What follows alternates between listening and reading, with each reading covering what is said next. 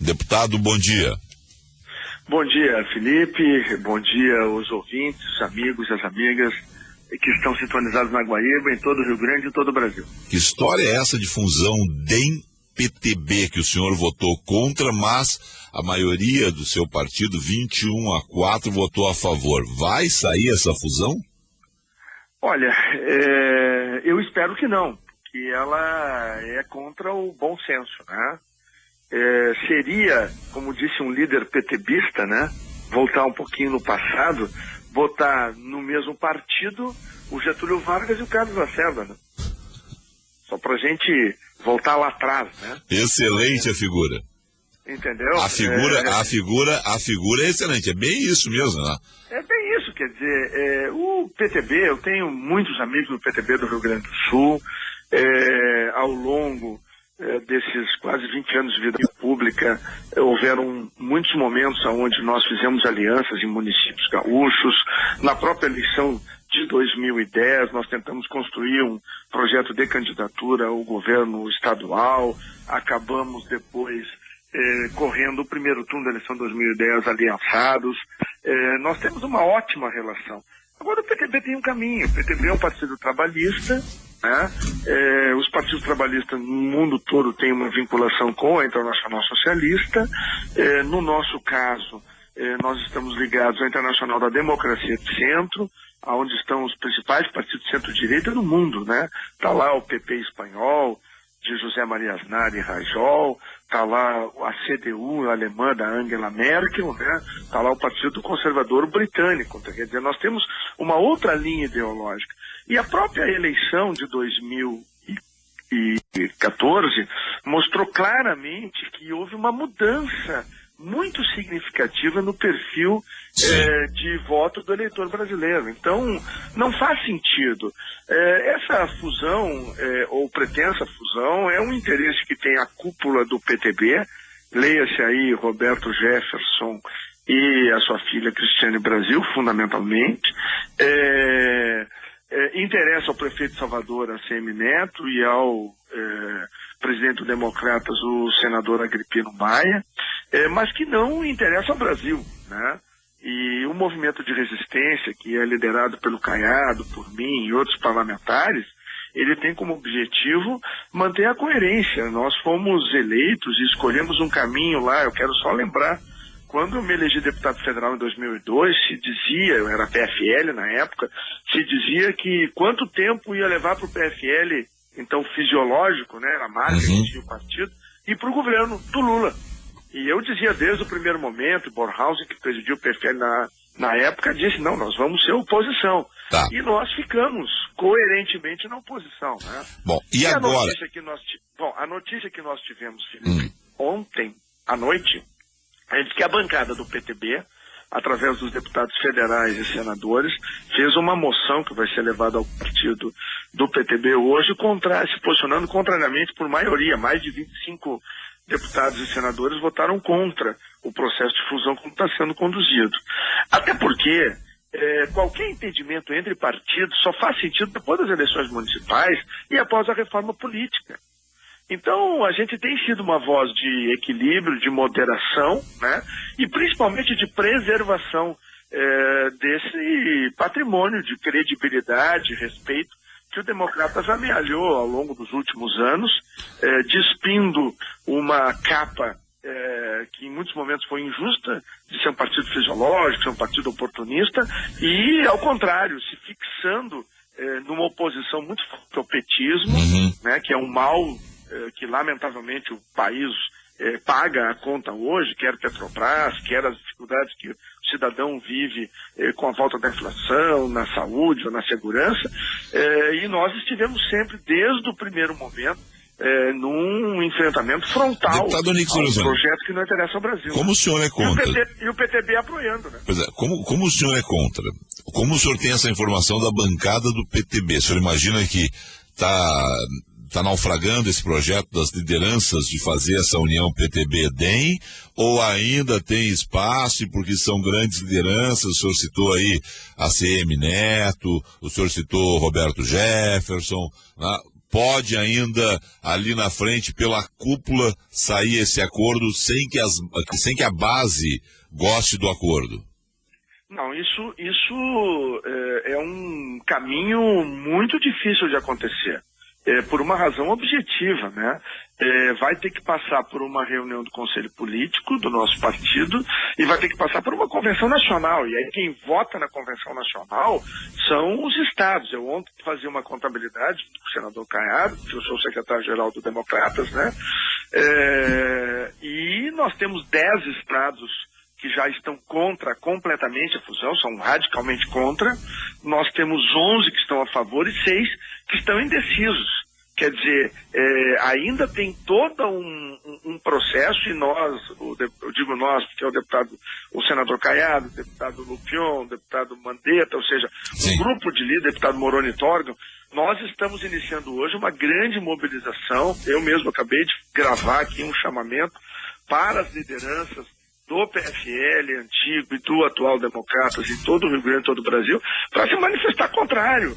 Mandar e-mail, usar o Facebook, usar o Twitter, né? E ir para a página do partido, para a bancada da Câmara e do Senado e protestar. Porque nós temos que fazer a base do partido ser ouvida. E nós temos um compromisso.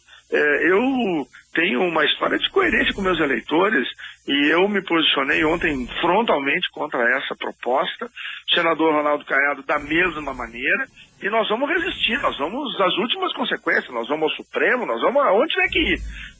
A vida de quem quer levar o Democratas para a base do governo do PT, vai ser muito complicado e muito difícil. Eles arrumaram uma briga com gente que é boa de briga, né? Não, e perfeito. nós vamos lutar até o fim, para não deixar isso acontecer. Tá. Eu não apostaria R$1 que essa fusão vai dar certo. Tá, só uma dúvida. Vocês perdendo essa disputa interna, havendo a fusão PTB-DEM, esse grupo não vai participar da fusão. Esse grupo cria um novo partido, ingressa nos partidos já existentes. Eu sei que é uma especulação, mas vamos lá. O que poderia acontecer? Bom, o problema é o seguinte, né? Se estima que no PTB, se essa maluquice for adiante, no PTB saem no mínimo uns 8 deputados federais. E nos Democratas deve sair 16 a 8 também. Quer dizer, então, até pela questão numérica, porque tem sido muito dito, olha, vamos ficar com a bancada de 46 deputados federais, vai ficar por mais 1 minuto de televisão, quer dizer, nós temos 2, aí vamos ficar com 3 ou 3 minutos e meio de rádio e televisão. Mas aí o meu argumento é o seguinte, quer dizer, será que vale a pena por mais 10 deputados federais e por mais 1 minuto de televisão? No nosso caso, nós abrimos mão da nossa coerência, nós abrimos mão de tudo que foi construído nos últimos 12 anos na oposição ao atual governo, onde a imagem do atual governo, 80% das pessoas não querem saber mais do PT, do petismo, da Dilma, do Lula. As pessoas cansaram. É uma coisa absolutamente ilógica. Parece que são ETs que estavam ontem na Executiva Nacional do meu partido, as pessoas desintonizadas do sentimento das ruas ou achando que os eleitores hoje se movem da forma antiga. Hoje o eleitor está aí ligado na Guaíba, está ligado no Facebook, está nas redes sociais. O eleitor hoje é muito mais crítico, o eleitor cobra muito mais coerência. Quando nós conseguimos construir um patrimônio de coerência, nós vamos botar isso fora. Me parece absolutamente irracional, ilógico, não suporta uma análise objetiva e tem um fato claro, que foi uma das razões que os deputados do PTB ontem firmaram essa posição. E eu respeito, como é que o PTB, que está na base do governo desde o primeiro dia, certo, errado, eu não vou entrar no mérito, eu jamais faria isso, mas eles fizeram essa escolha, como é que eles vão ter um Caiado, por exemplo, enfrentando o governo? Não vai ter, porque isso não vai acontecer, ou mesmo a mim mesmo, ou ao líder Mendonça, quer dizer, fica uma coisa completamente desarrumada, então não faz sentido.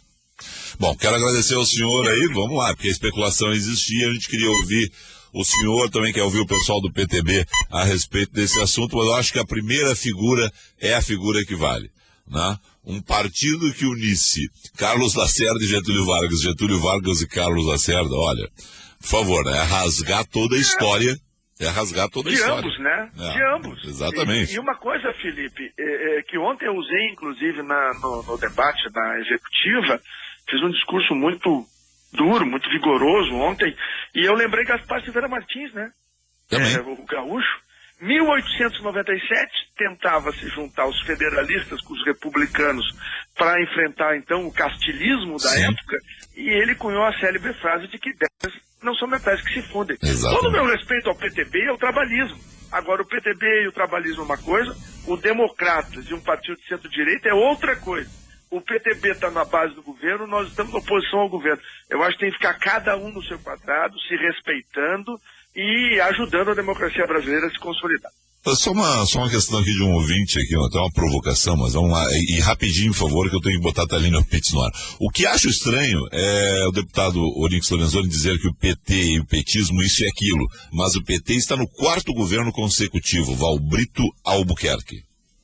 Bom, mas não sou eu. Eu estou desde o primeiro governo dizendo que era um mal, que era um problema para o Brasil.